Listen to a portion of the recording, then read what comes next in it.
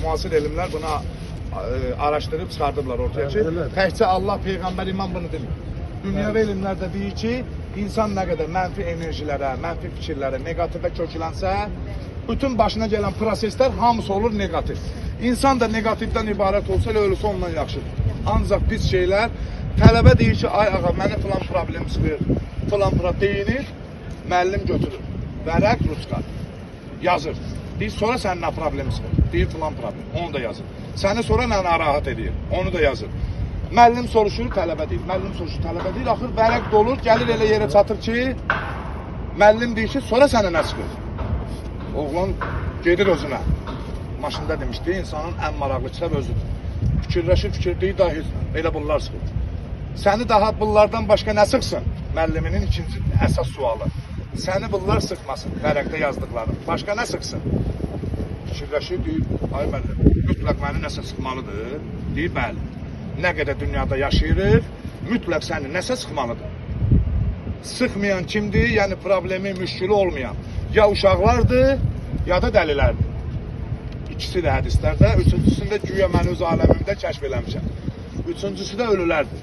Biz istəyiriksə həm yaşayaq, həm problemimiz olmasın, deməli istəyirik ki, ölək. Səni görüm, neyniyim, necə eləyim deməyəsən. Yəni o deməkdir ki, səni görüm, öləsən. Açıqlaması da əslində.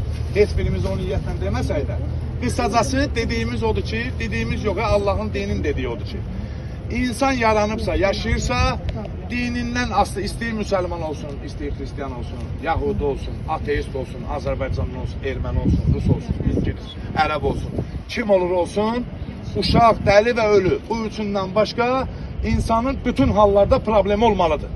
Allah bunu belə qoyur. Allahın yazdığı bu. Teorem deyirlər həndəsədə. Yəni isbata ehtiyacı yoxdur. Araşdırmağa ehtiyacı yoxdur. Hamı təsdiqləyər bunu. Bəli. Neynirsən elə, mütləq sənin problemin olmalıdır. Ağsaqqal nurani kişilərin birindən soruşurlar ki, ay dayı salam, necəsən?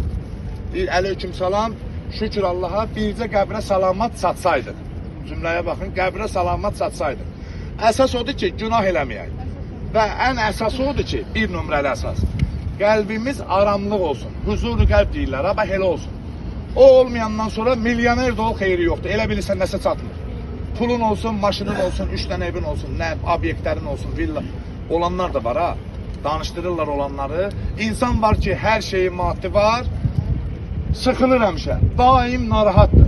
İnsan da var, çox da varı, dövləti yoxdur, danışdırırsan, adama ləzzət edir. Müsbət enerji alırsan, görürsən ki, çox rahatdır. Allah bizi daim qəlb huzuru olanlardan qərar versin.